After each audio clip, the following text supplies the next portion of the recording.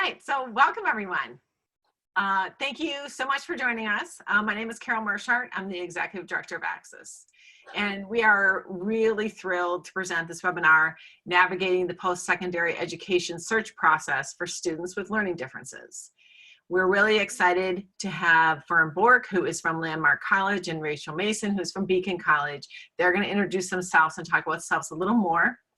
Just want to let everybody know that you can ask questions. Many of you submitted questions, and they will be answered throughout the webinar. What we'll also do is you can use the chat feature, the Q&A feature, and submit more questions as we go along. And what we'll do is save them, and I'll be reading those aloud so our panelists can answer them. And to let you know that the slides will be available, we'll post them on our website, genetic.org. so that you can get them, and we will record this and you'll be able to get to the recording. If there are questions that don't get answered here, we'll try to answer them for you later on. So feel free to put the questions in, and even if we run out of time, we'll try to get them to you. So without further ado, I just want to turn it over to our panelists and take it away, Ferne and Rachel. Well, thank you. Thank you, Carol. We are, as Carol mentioned, going to start by talking a little bit just about ourselves so you know who is talking to you tonight. First things first. So I am Ferne Bork, and I have been in the admissions office of Landmark College for all of about 2 years. But that's not the most important thing I would tell you about myself. Is I'm the mother of a young man. His name is Aaron. He's 27 years old. He has been diagnosed with ADHD and executive functioning challenges, and he was my point of entry into the work that I'm doing now. He is the reason behind it. Well, I found Landmark in 2010 when we were doing our college search. I wish I had had somebody to give us the information that we're going to share with you tonight, but I found Landmark. He promptly told me that there was no way he was going to a college like that. So I convinced him to come to our summer program, which he did, only to, I found out later, tell me all the reasons why Landmark would be a terrible place to go. Only I didn't find it out because he found out it wasn't. And he ended up doing his undergrad work here, earning his associates before he transferred to American for his bachelor's. But out of that experience, a deep connection for me to Landmark was formed, but also a deep commitment to helping other people who are searching for that school that is the perfect fit for their student who learns differently. That fit is out there, and it is different for perhaps every one of you, but I'm really deeply committed to students having really positive educational experiences. Couldn't be better said. Again, my name is Rachel Masson. I am the coordinator of regional recruitment at Beacon College, where I have been for going on 7 years. But like Ferne, that is not where my story begins.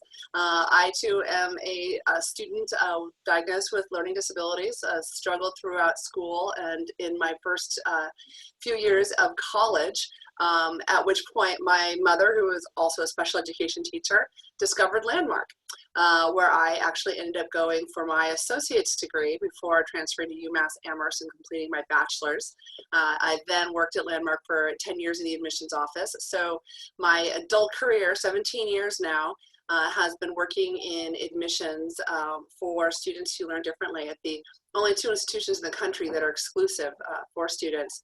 And certainly I love my job, but my real passion is in helping students understand what their options are, giving them the tools that they need to make informed decisions, to feel as though they are powerful consumers that are entering a marketplace that is seeking to meet their needs if they ask the right questions, because we want our students to find their best fit wherever that may be, and to be the advocates for themselves that they will need to be going into adulthood. So suffice to say, I think we both have quite a passion for this population.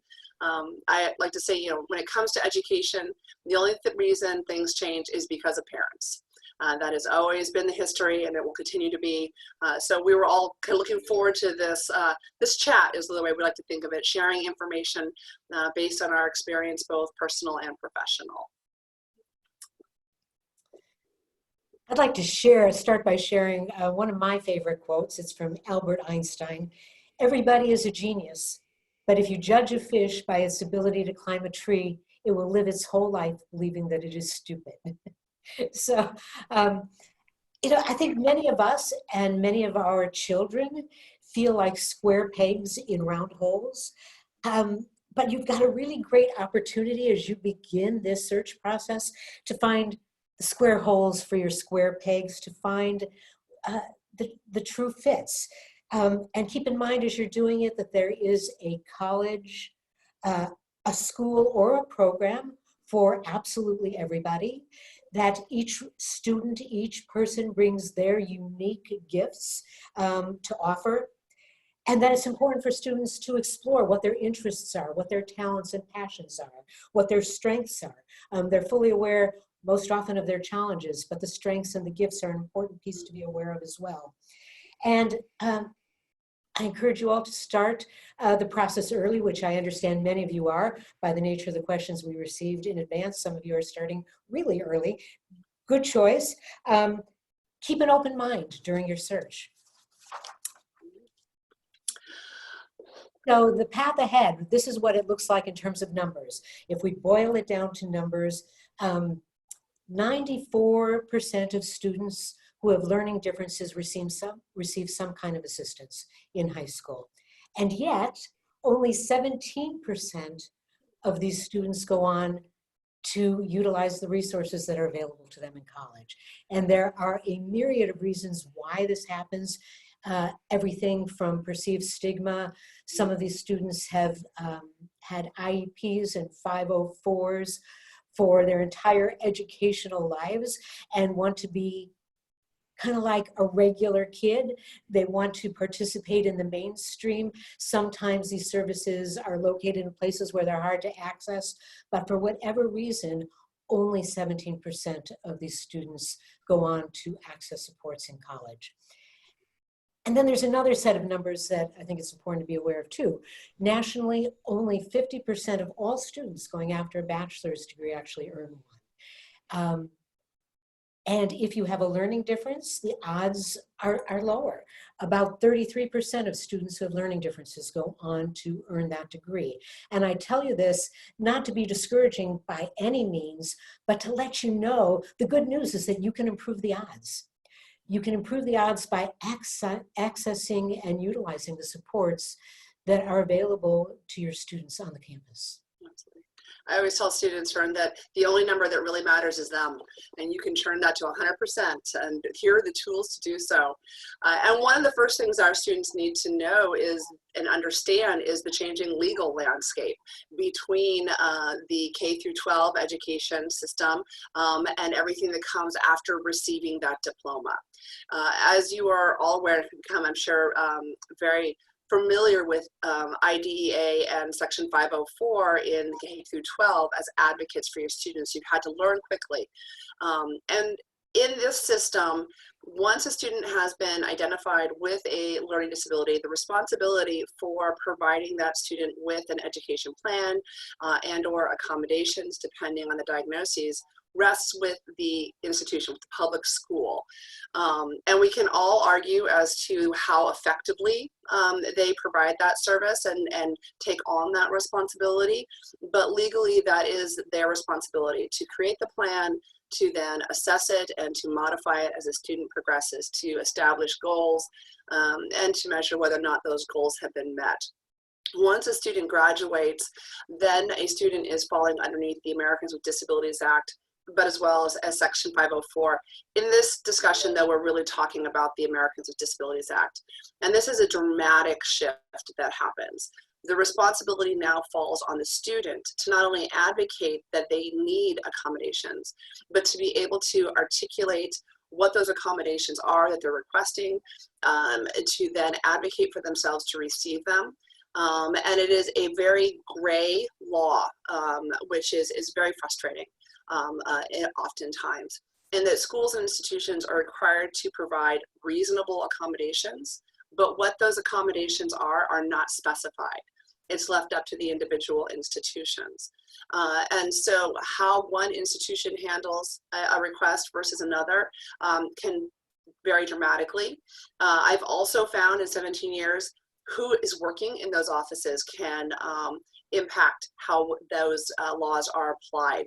So institutions that I've known over the 17 years have seen changes in staffing have changed their entire tone of working with students.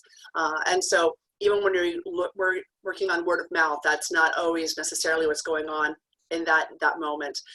What is interesting is that these organizations are the colleges and universities formed an organization called AHEAD to help provide guidelines so that we could act uniformly. That's the Association of Higher Education and Disabilities. And one of the things that they did provide was a list of documentation that institutions could utilize to help evaluate and assess the level of support and accommodations a student should be receiving at those institutions. One of the most common questions that I get asked during my work is about documentation and how recent it needs to be. There is actually no legal standard. The 3-year mark for documentation is just a general guideline. And so this will vary from school to school. Some institutions will absolutely utilize an IEP or 504 plan for historical information. They are not legally bound to follow any of the recommendations in that documentation, but an institution that really is trying to help support a student is going to not only want to know where they are today, but also where they've come from, what has worked well for them. And then of course, transcripts can help inform that. The diagnoses of a learning disability must be explicit and written out in a formal diagnoses. Most students are going to be providing cognitive testing. This is going to give you the best picture of where a student's abilities are. Ideally, our students are looking to have the adult scale versus the children's scale. One thing I also say about all of this testing is it's good to do it as close to the graduating year as possible, not because it needs to be that recent going into your freshman year of college, but because most students will at some point during their career, whether they have a diagnosis or not, transfer. And at that point, the clock restarts. So having the adult scale will give the student the best opportunity if they are transferring in their sophomore or junior year. Achievement testing, this actually ideally in terms of reading and writing scores may be done more recently than 3 years. We anticipate that cognitive scores from a student are going to remain unchanged, barring any traumatic event in the child's life. But reading and writing scores can actually change significantly, say in their junior or senior year of high school. And so depending on the individual, you're going to hear that a lot tonight, it's going to depend, but that is the truth. And so looking at those pieces. The list of accommodations. Now this is the best opportunity a student has to create their wish list of everything they could possibly want. And this is a good time to certainly use resources to find out what other students have received. For example, one of my favorite accommodations is early registration for classes. Typically your seniors get first dibs at courses, and by the time freshmen have registered, all the later the classes that start after 10 o'clock, the really good professors are gone. But an accommodation that you could request is that you have early registration. So it really is your opportunity to dream big and shoot for the stars and be as comprehensive as possible. Go in with your A game, but know what your deal breakers are when talking with those institutions. So the roadmap to success is built on a lot of building blocks. It's not any one thing. While it may start with academic skill alone doesn't lead to success for a student with a learning difference, or for any student for that matter. So self-understanding is really, really key. Knowing who you are as a learner, understanding what has worked for you in the past, your gifts in addition to your challenges. Self-advocacy, Rachel, you already talked about that. But self-advocacy is key, because as parents, you have advocated for your children through their entire educational process, right up till the time they get to college, when you no longer have the ability to do that. It is up to your students to do that on their own.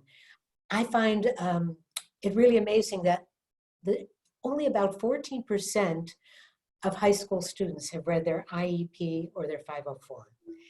And if you think about that, how can you advocate for yourself if you're not familiar with what your plan has been, what support you've received?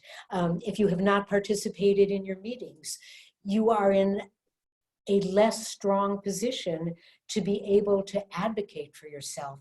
And self-advocacy is critical to what you are able to gain in terms of services and support at many institutions.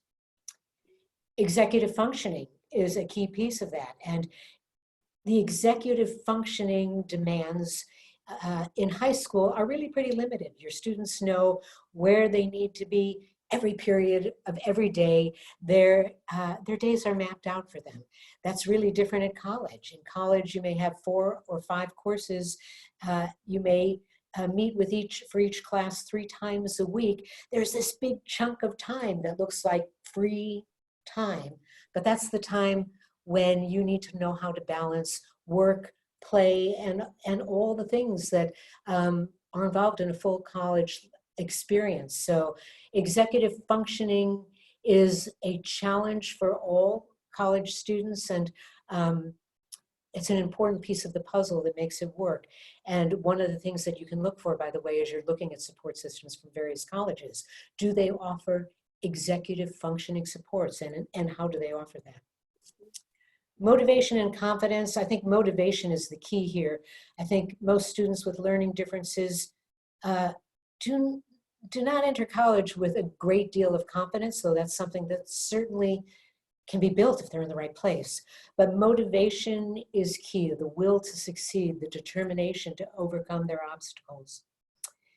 And finally, the final piece of the puzzle for me is utilizing the supports. And I've said it before, but I can't emphasize it too strongly. I mean, my own son chose Landmark because it was a place that provided comprehensive supports.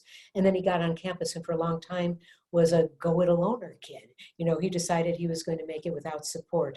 But utilizing, by the way, that didn't work really well. Utilizing the supports is really key to a student's success. College support structures vary a great deal. As Rachel has said, accommodations are required by law, but that varies greatly. But all institutions will offer some kind of accommodations. Fewer institutions will offer accommodations with some kind of programs that offer the ability to build skills, especially in terms of time management and organization, the things that fall under executive functioning. Then there are the colleges that have structured learning support programs on an otherwise traditional college campus. Colleges like Curry, colleges like Dean have really fine programs within the college. Not all will support all kinds of learning differences, so it's a question you need to ask, but those programs exist too. And then finally, there's the 2 four-year colleges and a handful of programs that are devoted exclusively to students who learn differently. And as we proceed and answer some of your questions, we'll talk about the different experiences that students are likely to have on a campus, depending on whether they're in a structured learning support program on a traditional campus or on a campus that's exclusively designed to teach students who learn differently. Another question to ask as you're looking at the kinds of services colleges will offer you is who is offering the services. At the time of this study, which albeit is not completely recent, it's 2007, but at that time, only 3.6% of the services that were being offered by people who are learning specialists. Peer tutors may be subject matter specialists.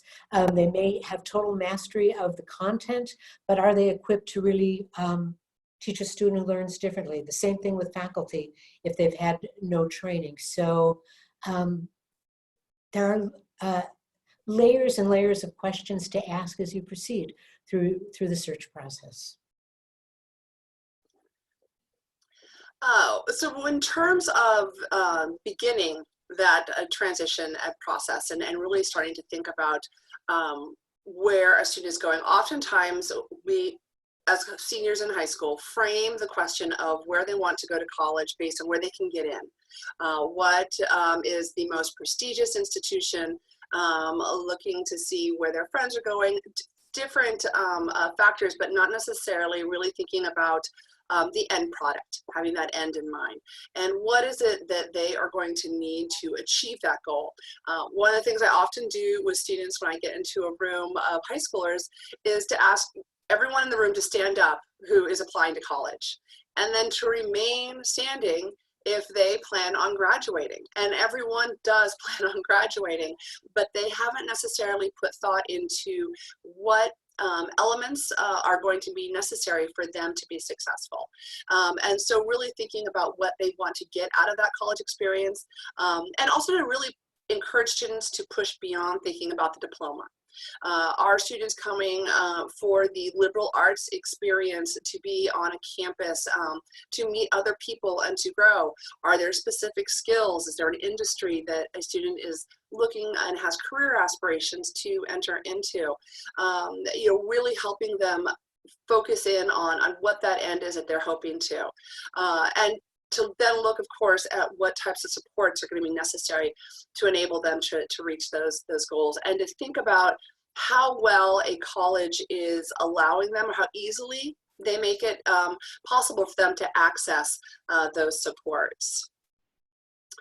When we are talking about accessibility and talking about supports at colleges, you know, we often are thinking in terms of the classroom experience. But what we really encourage students to think about is to look at different facets of the college experience, and to not only look to see if there is support in these areas, but to think individually. How much support am I going to need in this particular arena? How often am I going to want to be touching base with someone who is helping to provide those? So understanding what the depth of the academic services are, and how often a student is going to be able to reconnect.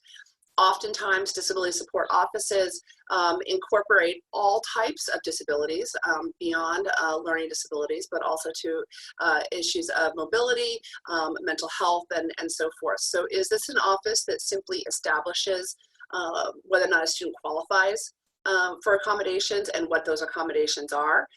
Are they going to be checking in with a student throughout the semester to assess the effectiveness and how well the students' requests for accommodations are being met? You know, colleges are interesting places, and faculty, there are their own kind of countries unto themselves.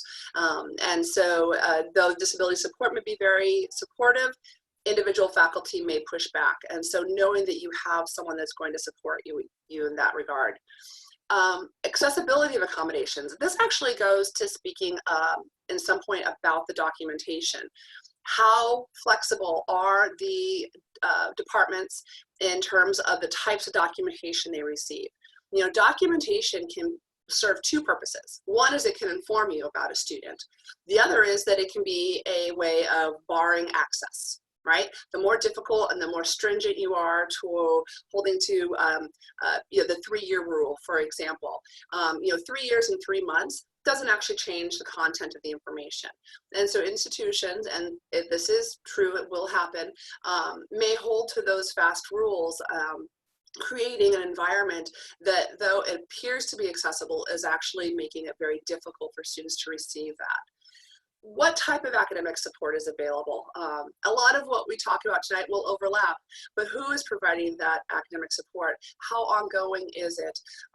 You know, is it going to be supplemental of what a student is experiencing in the classroom? Perhaps address some of the broader challenges, whether it be in executive functioning, in terms of the writing process. Mental health services is a big challenge right now in terms of an important support that students will need. This is a major transition in their life. They're leaving home, they're leaving the support structure that they may not even be aware was there, allowing them to experience the success that they were in high school. And so thinking about how often is that individual going to need to access counseling services? Is the counseling services on an emergency basis? How often do they anticipate providing a one-on-one counselor? Is it group counseling?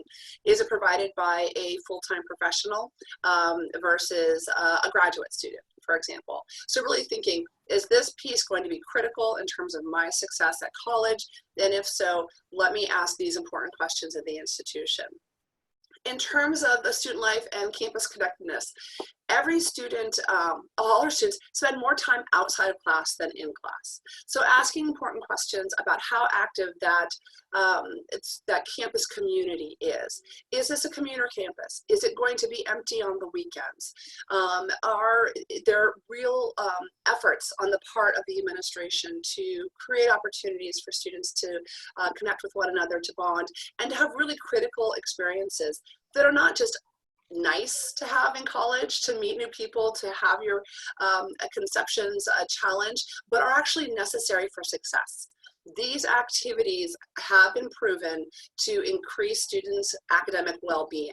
So this isn't just something that's nice to have, this is something that is critical for students to be successful.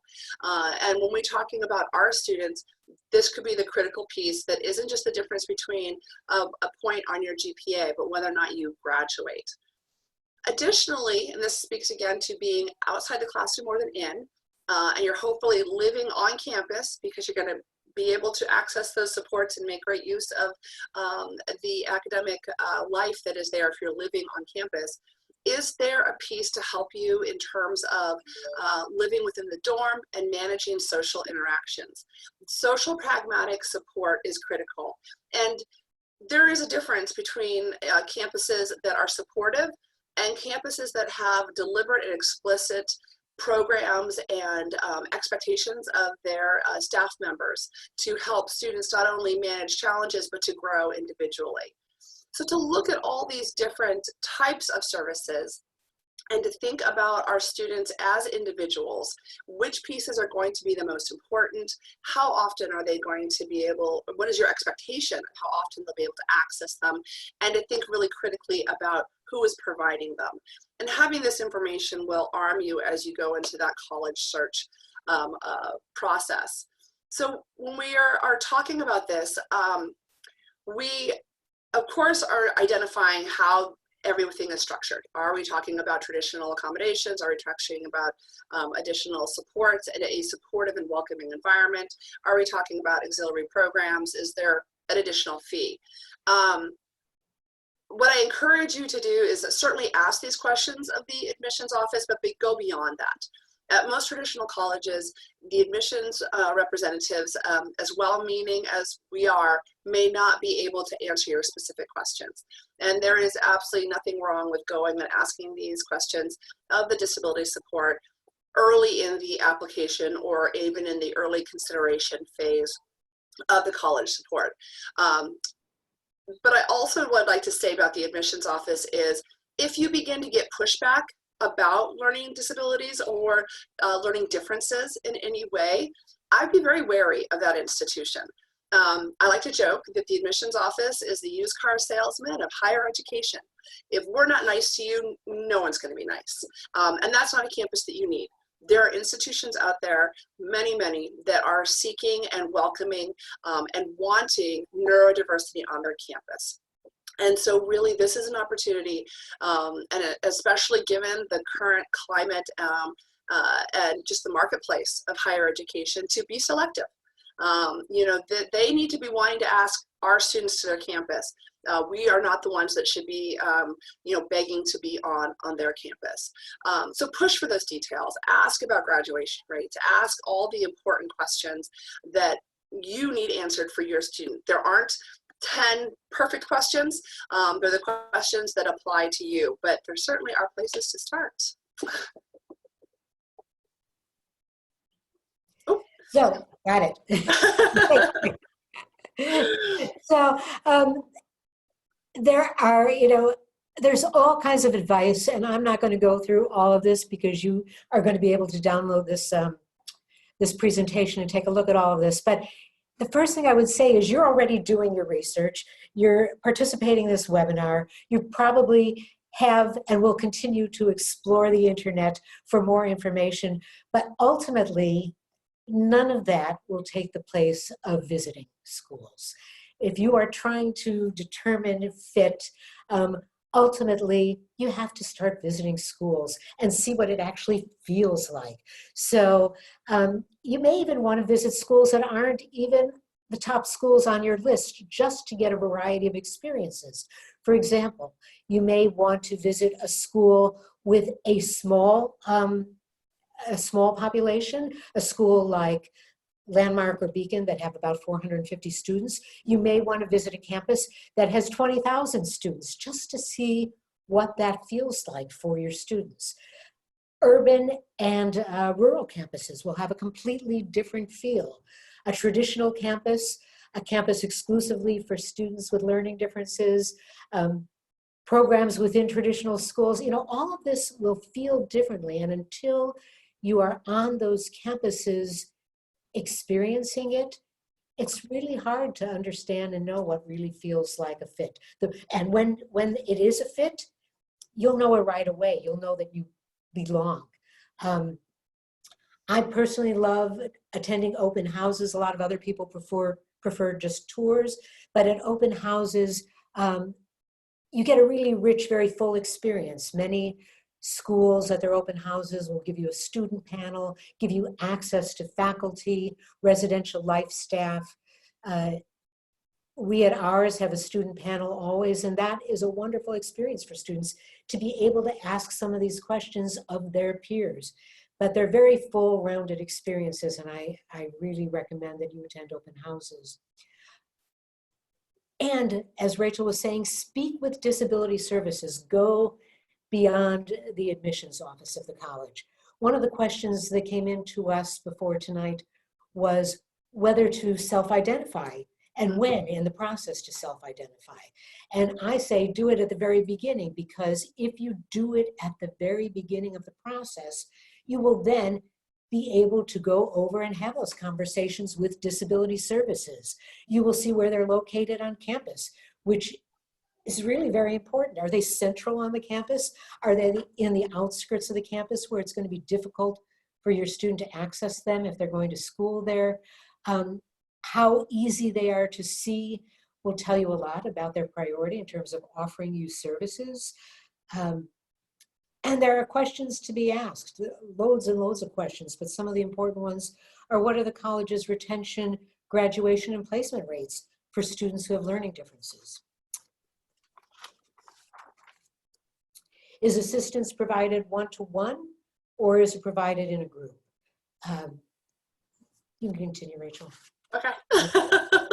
I'm not going to go through all these questions. You've probably gathered that Rachel is our slide person, so I'm subtly cueing her when to go to the next. And we're resisting the urge to read all of these questions to you, but the reality is that we love them all. And they all apply for different reasons for different folks. But these are certainly a comprehensive list that you can utilize moving forward. And there's still more.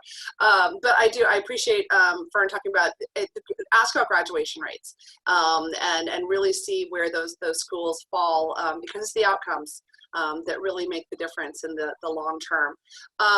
We also, when in having the conversation, I think it's happening more and more in our culture now too, is, what if college isn't necessarily the right next step?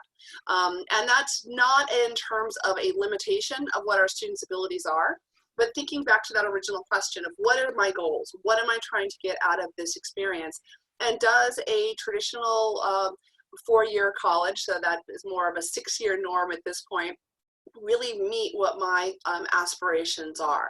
And certainly look for transition programs that offer additional services. A lot of institutions now are partnering and creating experiences, whether they be a summer, a semester, or a year long, that may push our students to explore what their interests are, if there's a specific career that they're interested in pursuing. Also just giving them a little bit of extra time. You know, I'm often asked about a gap year and whether or not that's a good idea. And my frustrating but frequent answer is, it depends.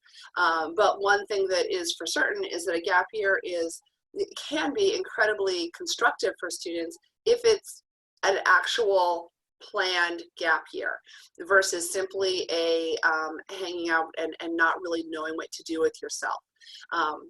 There are so many ideas out there for students to consider: travel, volunteer, and certainly jobs and internships would be a great choice for students. Institutions really do understand that the number of traditional students coming into a freshman year is dropping. And are shifting their focus to the non-traditional student. And so having students apply 1 or 2 years after high school, if they did something constructive with their time, is not a detriment in any way, shape, or form. It can actually be an asset to schools. And many schools will even consider accepting a student and then deferring their enrollment for 1 or 2 years so they can have these life experiences.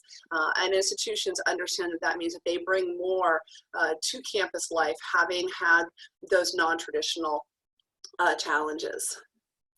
And so this is the part at which we are going to briefly talk about our institutions. I like to say that it's an opportunity to show you what is possible and to see what pieces really appeal to you and could be an asset to your students. And now that you have some context, you know, there are different kinds of programs. And one of the questions that came into us was whether this particular student would benefit from an all-encompassing comprehensive program like Beacon and Landmark offer, or whether accommodations at a more traditional college would suffice. So now that you have some context for thinking about that, I will talk about Landmark. Landmark is a not-for-profit, fully accredited 4-year institution exclusively for students who learn differently. And that means students with language-based disabilities such as dyslexia, students with ADHD, and students with autism spectrum disorder. So Landmark by the numbers. We have been ranked by US News in their 2020 rankings for Regional Colleges North, #1 for most innovative colleges, #1 in best undergrad teaching, and among the overall best colleges of the Regional North. The student to faculty ratio is 6:1, so you can see it's a really personal education. If we add staff to the faculty, the ratio to students is 2:1. Our average class size is 6 to 15 students. We have about 450 students from 38 countries, from 38 states rather, and 10 countries. 9 out of 10 students who come to us and receive their associate's degree go on to pursue their bachelor's. We are a residential self-contained campus on 125 acres in rural Vermont, Putney, Vermont, about as different from the weather at Beacon as you could possibly imagine this time of year. 1 in 2 of our students have come to us as transfer students, and that's something I like to stress.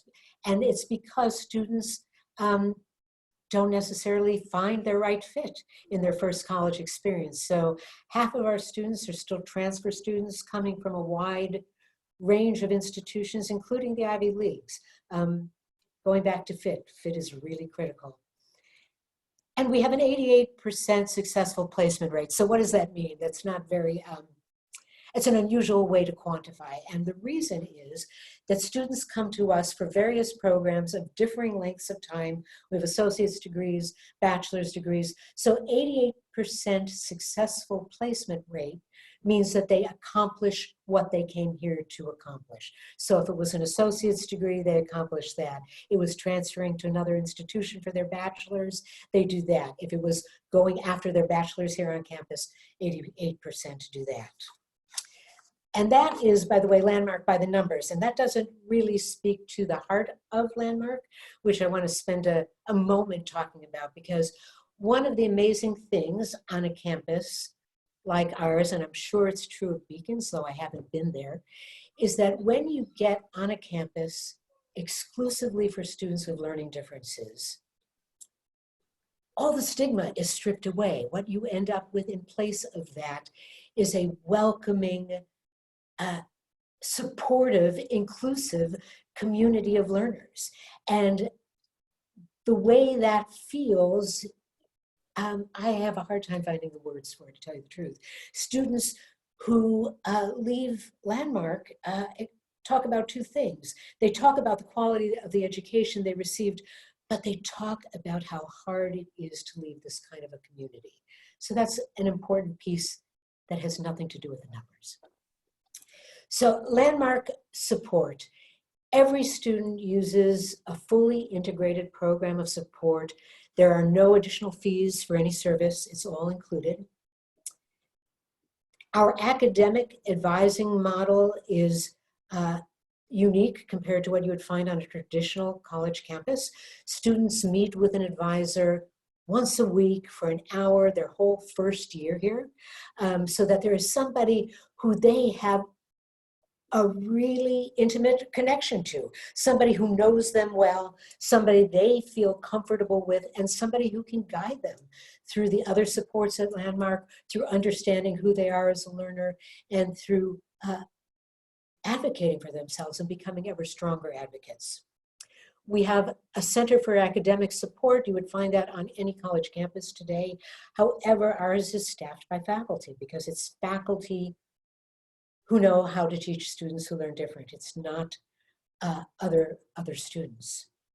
Outside the classroom, we have counseling, we have health services, we have a residential support system, we have therapy dogs. You know, when I'm talking to students, somehow that ends up last and they tell me I should lead with that, but we've got 9 therapy dogs on campus, complete with their own office hours, so you can always spend some time giving or getting some unconditional love. We have educational technology, a very strong social pragmatics program that includes the PEERS program, a scientific and database program that came out of UCLA in the early 2000s, developed by 2 doctors who wanted a scientific system for helping people, young adults and adolescents on the spectrum, develop really strong peer relationships and also romantic relationships, which are up for everybody on a college campus. We also, by the way, have executive functioning coaches who, if you request one, you can spend an hour a week with a coach working on whatever it is that you choose to work on. We like to say that there are many on and off ramps at Landmark. So students are not just here for a bachelor's degree. We have students doing associate's degrees. We have students who are here for a bridge experience. They may be coming from another college where they're struggling. They do a couple semesters with us with particular courses required of them to help them build the skills that will enable them to go back to their institution and be successful. That's what it's all about ultimately, is helping students be successful, whatever their next step is. We have high school online dual enrollment courses. So these are courses for juniors and seniors that enable them to get college credit while building executive functioning and other skills and strategies. We have summer programs for rising juniors and seniors, my son's point of entry onto the campus.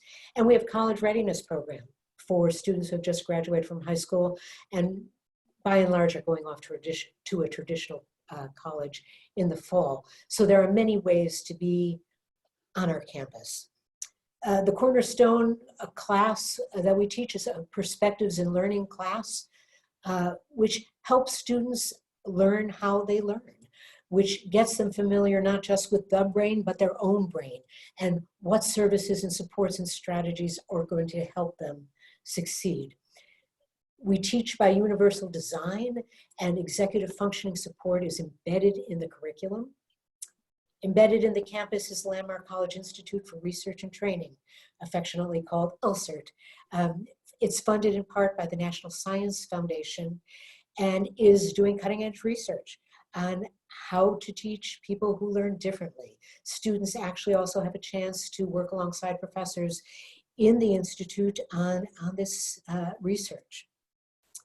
We have a neurodiversity hub that works with employers to provide programs and skills and experiences to help neurodivergent students become career ready. We have a program, a team called Career Connections, and Career Connections is working with these employers, is working to help them prepare their workplaces for a neurodivergent workforce. We live in a fortunate time. I mean, the landscape is changing. Employers throughout the country have begun to realize that a neurodivergent workforce brings incredible skills and new ways of looking at things and solving problems. So we find that employers are eager to talk to our students, eager to provide internships, eager to provide career opportunities. We provide an employment readiness experience. Ernst & Young and JP Morgan and Chase have codified a relationship with Landmark where they're spending time on campus and preparing students for work in their companies. And finally, study abroad is another one of the experiences that I think is eye-opening for students, and so many of our students learn by doing. So our study abroads go to a variety of places, including Botswana. That's the one I want to go to, where students are working on a lion conservation project. But they're led by our faculty, always. So I could go on and on, but I'm going to turn this over to Rachel so she will share with us about Beacon, another very incredible institution for us. Yes, and I will do this quickly so we can get to your questions. I know that probably is you've got your list next to you. What is important to know about the institution is that we were founded just over 30 years ago, as I said, by parents. Parents are the ones that see the need and make it happen. We were the first accredited for granting bachelor's degrees, and that is really our focus, to enroll exclusively students who have diagnosed learning disabilities, ADHD or ASD, in pursuit of the bachelor's degree. And we are fully accredited, which is important, especially given the focus on institutions and the reputation and the question around the rigor of the curriculum. So for both Landmark and Beacon, our curriculums are going to be comparable to what students would experience on a traditional campus. It's how we deliver the information and support for our students that make the difference. So we are 435 students currently, but are looking to grow to 450 in the fall, actually breaking ground on a second new residence hall we're very excited about. And like Landmark, our students come from all over the country, which makes actually recruitment very challenging because our students come from wherever we go. Which means that next week I'm going to Texas, California, and Illinois, which is great. It means that our campus is incredibly diverse, and our students come from a wide variety of backgrounds. Most of our students have a diagnosed language-based learning disability or ADHD combination, specific learning disability, not otherwise specified, math disability, but then about 19% of our students report a diagnosis on the autism spectrum. These are interesting facts to give you a sense of our community, but once a student arrives on campus, their diagnosis does not define them, not as an individual, and certainly not as how we approach them within the classroom. Success services on campus are extensive. I've kind of focused here on what the primary are. Our Center for Student Success is where our students will have a learning specialist that they meet with on a weekly basis. These actually will change throughout the 4 years a student is on campus. Each year, so for example, the freshman year, the focus and the expertise of learning specialists is on that transition and helping the student integrate with the community. In terms of additional supports, we have a mathematics lab that works with students. This is important to note because, like Landmark, many of our students transfer to us from other institutions where they didn't find the success that they were looking for. What we do find is that with those transfer students, they're primarily coming for one of two reasons, either executive functioning, in terms of organization and time management, or that they had difficulty in a math course that prevented them from completing their general education requirements. So it was one of those gateway courses that we are now really focusing on helping our students to conquer, that then opens up the doors for them to pursue their academic interests and career aspirations. The Writing Center is supporting the students not only in terms of their writing process and the assignment on hand, but also building those skills for future assignments, working towards not only independence, but really confidence and mastery in that skill set. And as I touched on earlier as well, counseling is important. And these are all provided by professionals and available to all of our students. I like to joke that we're like a Club Med, it's all included. But most important at Beacon, there's a real focus on career development. We want our students to leave not only having learned about themselves as individuals and how that will help them find success in the classroom, but also how that connects to their career aspirations. So learning about their learning style, talking very explicitly about what their career aspirations look like. What does it look like to be an educator? So many of our students are drawn to the field because of their experiences. What does the day-to-day requirements look like? Does that fit into their skill set? What is the ongoing education requirements? What are the salary expectations? And really helping our students have that clear understanding. So much of the instruction that happens in traditional higher ed is that implicit instruction. We assume that everyone should know, but we don't. And so really making sure that our students make that connection. And then requiring all of our students to participate in internships. So working up towards that experience in their junior year where they are in a job that is related to their career aspirations and making those connections. What's important for us is our outcomes. We have a 70% graduation rate in 4 years with the bachelor's degree. So when our students are looking at a Beacon education, they can realistically expect that graduation. Once our students have graduated, we find that within 1 year, they are either employed or enrolled in graduate school at a rate of 83%, and that is meaningful employment. And we really do connect that back to the requirement that all of our students participate in an internship. Interestingly, going back to the partnerships we were talking about, we recently partnered with Mary Baldwin University in Staunton, Virginia, which is a traditional brick and mortar university. And if students graduate from Beacon and are accepted to Mary Baldwin's online graduate programs, MBAs, MS, and MEDs, they could actually choose to stay at Beacon and receive supports while they complete a master's degree. So realistically, students could have a 5 to 6 year plan for completing a bachelor's and a graduate degree. So this is the best part. This is the part that I enjoy anyway. But we're going to open it up to questions. And I think I'll defer to Carol on how we structure this. All right. Well, we have some questions that have already come in. So I'd like to hit you with those first. One is a two-part question. The first part's easy. Because Christy wants to know, Rachel, when and where are you going to be in Texas? My email me and I will let you know. I'm going to be in Houston, Dallas, and Austin. I will fly into Houston next Tuesday. I'm actually looking forward to speaking to the Texas School Counselors Association meeting, but okay, contact me. She also wants to, she asked a great question about, what about students who come from a homeschooling environment? So they don't have a clear IEP, but maybe they have the neurological testing. Absolutely. Fern, do you want me to grab this one, or? You can grab it, and I'm sure what you say will be true for Landmark too. Yep, absolutely. So certainly the traditional diagnostic testing is truly actually the gold standard.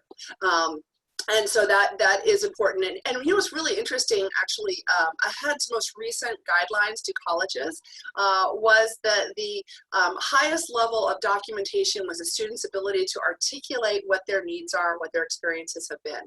And so that's the most critical piece when it comes to seeking accommodations. But certainly homeschooled students are welcome and encouraged, certainly at both of our institutions. And when it comes to liberal arts colleges, I find that that they're very open to students with that background. Okay, great. So one thing I want to just, Oh, please. I want to interject here. We have a list of questions that already came in before tonight that we ought to take a look at too. So I don't know how you want to do this, but we can go tackle them first, or we can tackle the questions you're getting live, Carol. What do you prefer? Go ahead and ask some of the, answer some of the ones that you were already asked. Okay, so before we start that, it's a great idea that I want you to know that I am traveling too. So Rachel and I both spent a lot of time traveling. So the places I'm heading in the near future are San Francisco and New York. So if anybody wants to meet while I'm traveling, you can get in touch with me there. So first question, are there any specific interventions or classes that I should enroll my child in through high school that will give her a little extra preparation for college? And so I think we've already talked about a bunch of this, but I think you're right to be thinking about preparation for transition, because the transition from high school to college is challenging for many, many students, not just for students with learning differences, but it does add another layer of complexity. So I've already talked about some of the programs that Landmark is offering to help in that transition: the summer programs, the online high school dual enrollment, the college readiness experience. Rachel, do you have some programs that you would like to talk about? No, you've got that. There are so many options out there, and certainly Beacon offers opportunities as well in terms of counseling and support programs. But there really are so many that are specific to other institutions, and we are also seeing. And one of the things to ask when you're looking at other colleges or universities is whether or not they have an early orientation program for students who learn differently. And you would be amazed. It does take work to find these programs. I often find that the Learning Disability Association, specific to your state, is a great resource for identifying schools that offer those early orientation programs. Another indication of their welcomingness of students who learn differently. Additionally, looking at institutions that offer summer programs for students, high school students, on their campuses to give them a taste of what college is like. I had one question, and though I have to admit, we had our wonderful plan of answering all these questions, but if people are live, I'd love to answer those questions to those that are live. But one question that had been sent in earlier was actually in regards to a student who is considering joining the Army. And the military environment. And this is an interesting one where I can touch my toe into it, but it's not my expertise. The military and military academies that are associated with the government are actually institutions that do not have to abide by Americans with Disabilities Act. And so it is a very unique environment in that regard. That is not to say that it's not going to be a good environment for that particular student or a job, a career that they are looking to go into. But it certainly is kind of one of those exceptions to the rule that we often we're talking about in terms of other institutions of higher education. So we had a couple questions mixed. One is said he's older. I'm an older XYY who already has a bachelor's.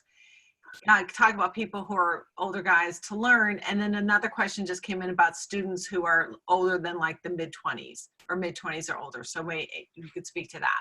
Yeah, I was like, go ahead, Fern. So there is a wide, thank you, you're so polite, Rachel. There's a wide age range on the Landmark campus.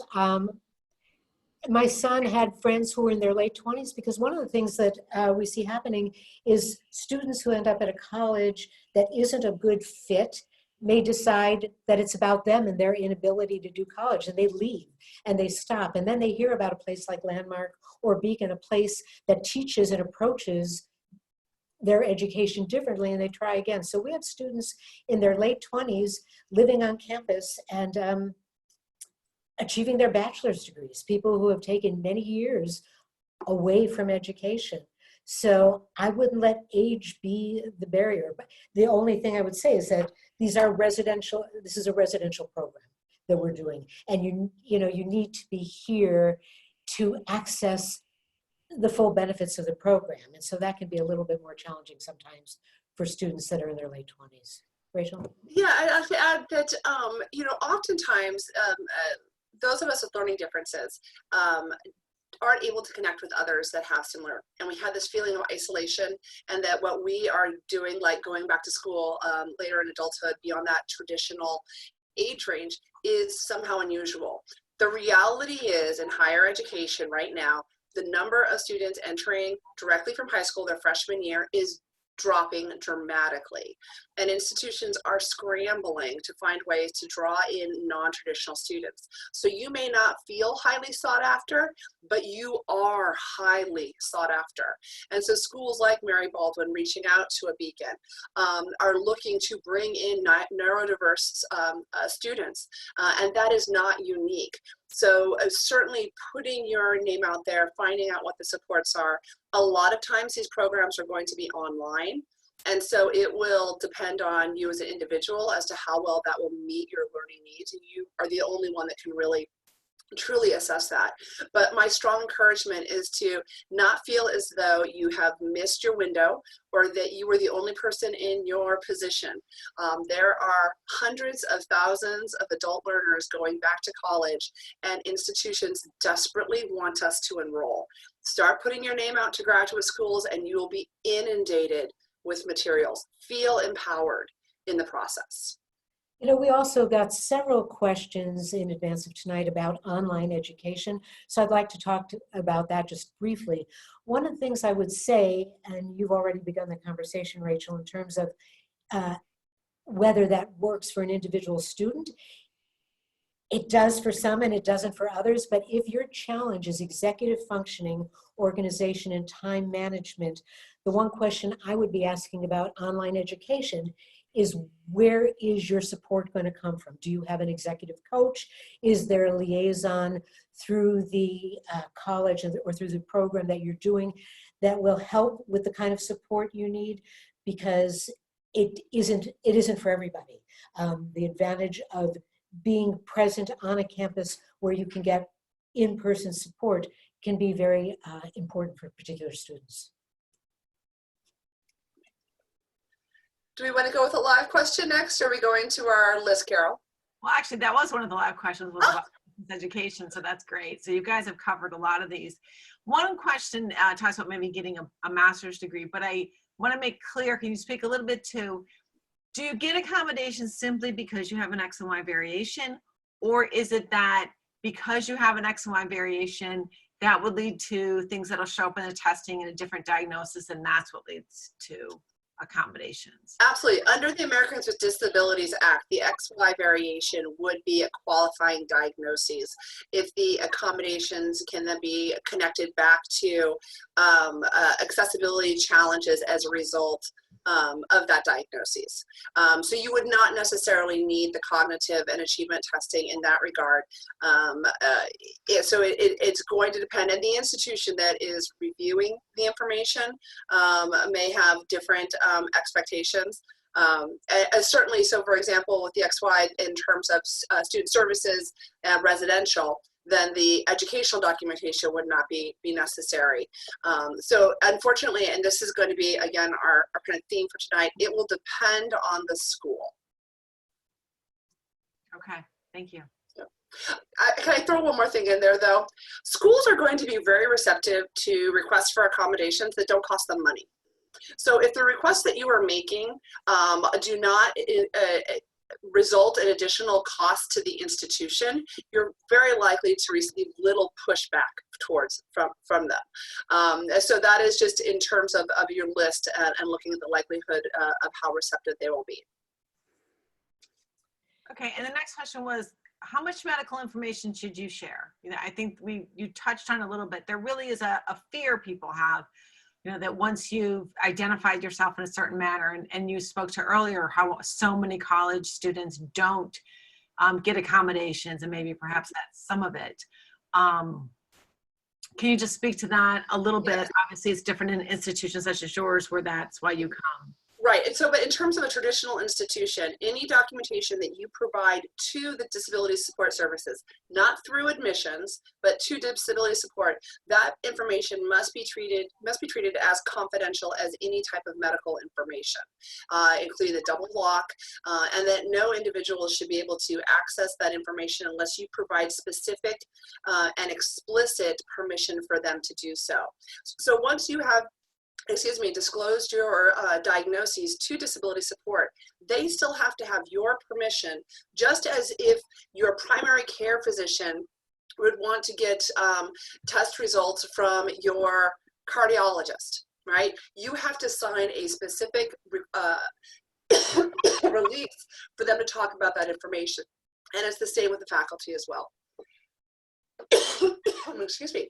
I had a question, a couple of questions about sort of tuition costs and funding. One just general, asking about funding, and the other question was about for international students. Is there different fees if you're coming from another country? For our institutions, the answer is no. There's no additional fees if you're coming from another country. In terms of federal financial aid from Beacon is possible, and please, Ferne, correct me if I'm wrong, students often or at times do receive additional funding from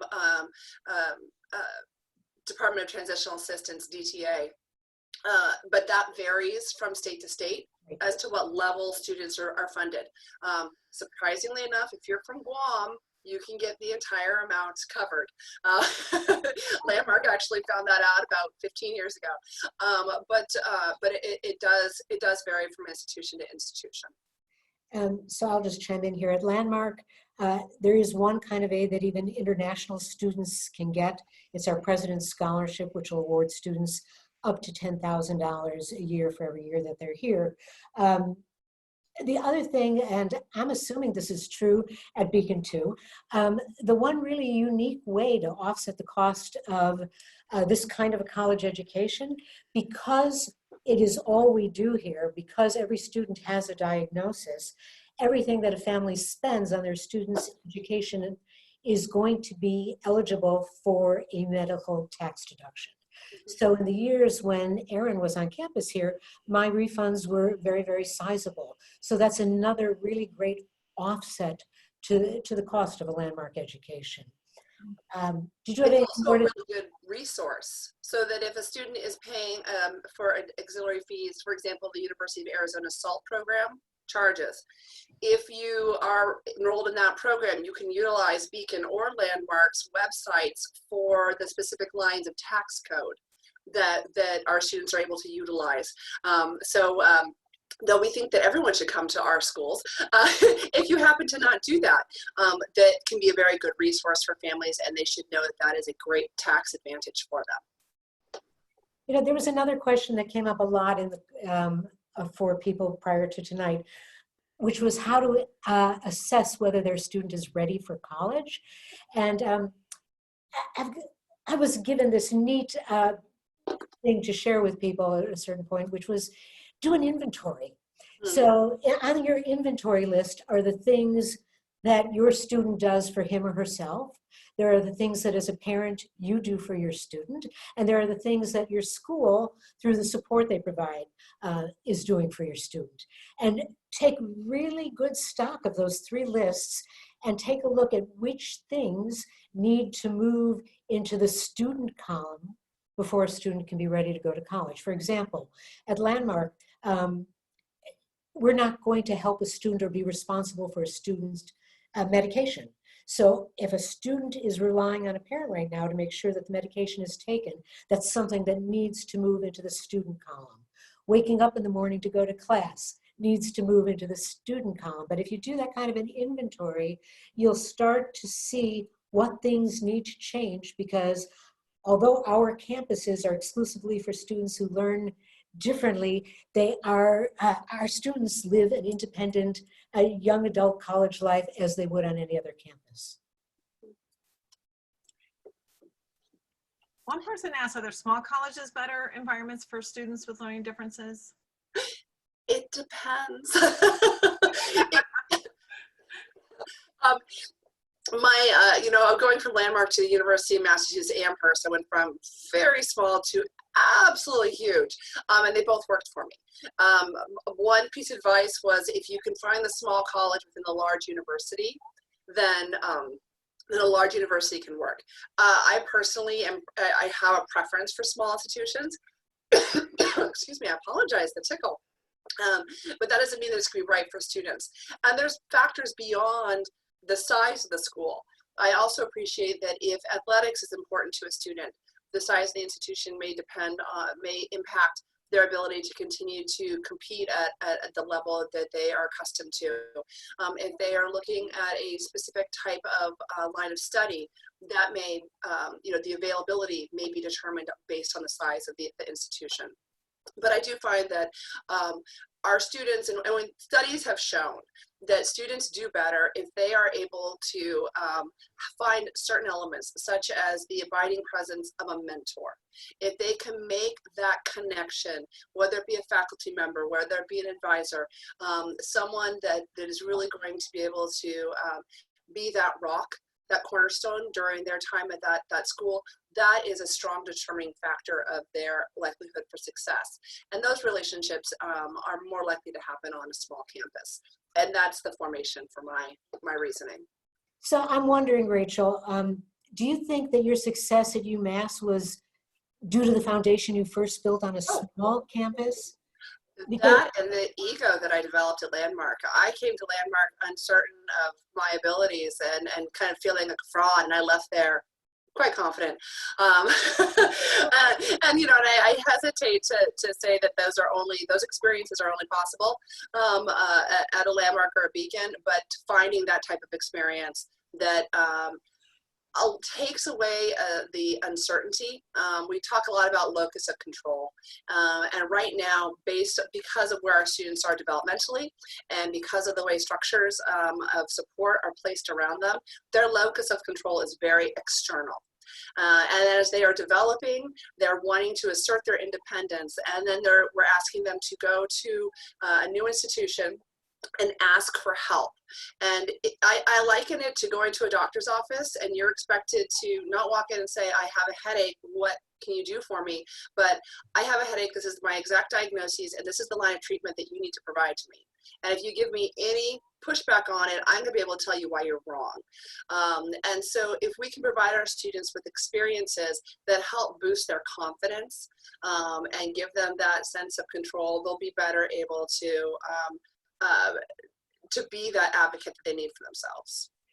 I asked the question because I tend to think that for many students, if not most, with learning differences, a small campus, not necessarily a Landmark or a Beacon, but a small campus, they're better able to flourish on, especially I think, some students on the spectrum who might be likely to try to hide out or not participate in the fabric of a college. It's a small college might be an easier place to make the strides that would enable them to go on to someplace bigger afterwards. I think the foundational experience is key. Do we have other live questions, or shall we go on with the ones that you had ahead of time? Absolutely. There's so many good ones here.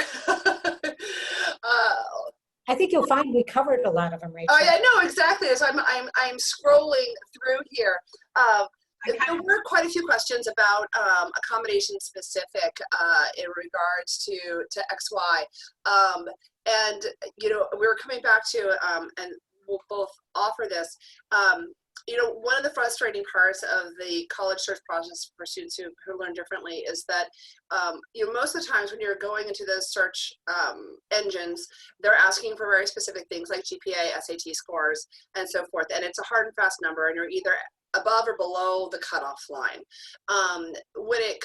But we understand that our students are much more complicated than one number. And so it's going to depend on individual students' learning profiles as to whether or not a college degree makes sense, and what types of accommodations they should consider. Part of the application process to Beacon is that we're happy to review documentation in advance of students considering enrolling, and to just give folks feedback about what our experience has been with students of those profiles. And I know that both Fern and I have offered that we're very happy to have conversations with families about the specifics of their individual students, and not specific to our institutions, but just in general as a sounding board, and to consider other resources, so that we can speak to the specifics of individual situations. You know, for example, I often will see students who have higher comprehension and perceptual reasoning, lower working memory and processing speed. You know, students who have, you know, have strong reading comprehension, but low phonological identification. So it really can vary so dramatically and be such a detailed discussion that we'd be happy to have them further. Not maybe this evening, but certainly anytime in the near future.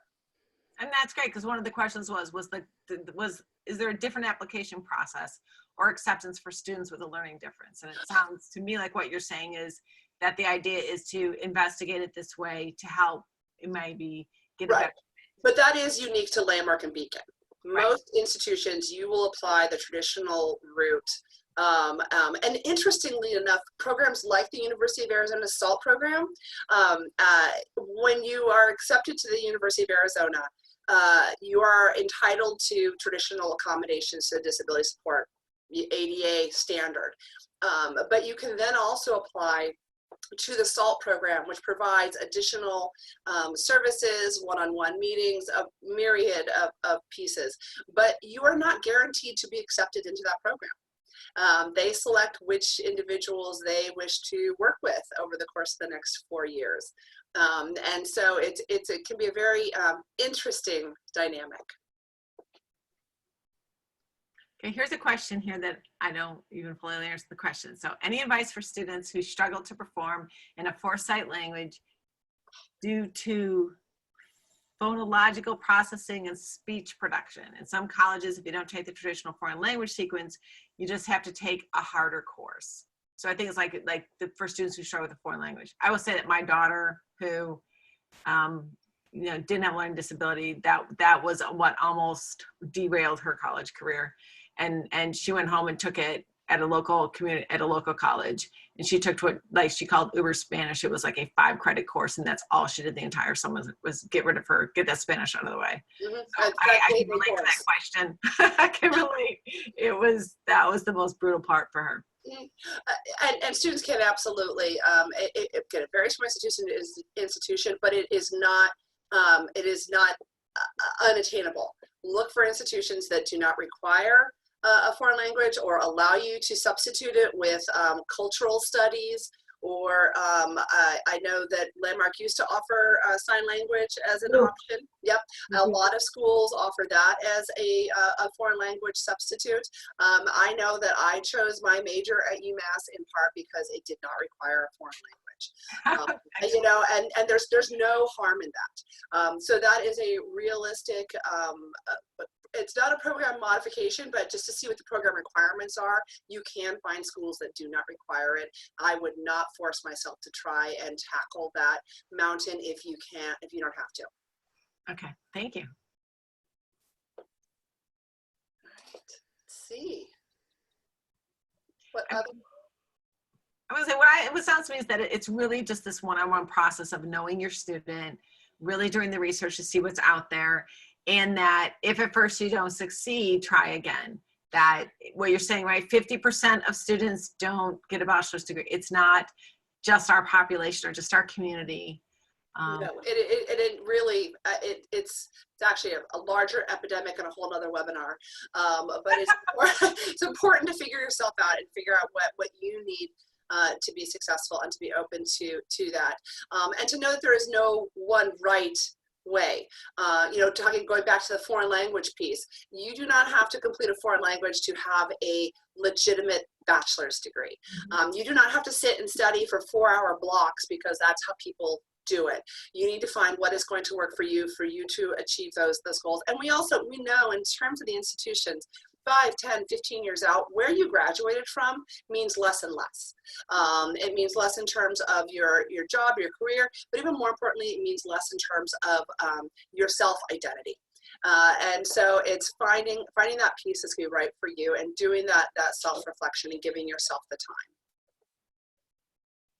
Well, wonderful. Well, can you both maybe just a little bit, if people want to learn more, I don't know if you have a mailing list that here's your information, or do you have a newsletter that they can sign up for, or anything like that would let them follow up on this? Well, we have our information here, but also I know on the next slide, Ferne has provided numerous links to different programs at Landmark, which are hyperlinks that folks can jump into. I don't know if you want to say anything about those. There are various programs. The first section is really programs that are either transition programs, or TAC is a unique. We talked a little bit tonight about gap year programs. TAC is a Landmark hybrid for students who want a slower transition to college, heavier support, lighter course load. But for any additional information, you can follow any of those links. I've got links to some student stories, but our contact information is on one of these slides as well. Please feel free to reach out by phone to either Rachel or to me. Feel free to email. We're both happy to set up phone calls with you and talk to you at length offline. And so whatever your needs are, please reach out. We would both love to be of help to you. And Texas, call me. We can have brisket, whatever. I'm coming. Right, exactly. I'll be in Sonoma if anyone wants a glass of wine. When are you going to Sonoma? That's the second stop next week. Oh, mid-March for me. I guess we won't touch base. But we truly, both of us, we have great admiration for each other's institutions and the work that we've done, and we've known each other. And this is a very comprehensive. This is a large community, but at the same time, it's a small community. We're happy to share information. I saw that Christy said she's going to reach out to you. So Fabulous. Thank you both so much. Again, I want to say that this is recorded. We will post the recording for this. It'll be on our website. We'll be emailing it to people. It'll be on our YouTube channel. We'll also post, these guys will give us a slide deck that we can post that right on our website. That way you can you'll be able to go to genetic.org, and we'll send everybody who registered, we'll send this to you so that you'll get that right to you. You can have the deck, and all those links are inside the deck of all the resources that Ferne provided for us. So thank you very much, everyone. Thank you for putting this together, Carol. Oh, and thank you so much for being here. All right. Have a good night, everyone. Good night. Good night. Bye. Bye.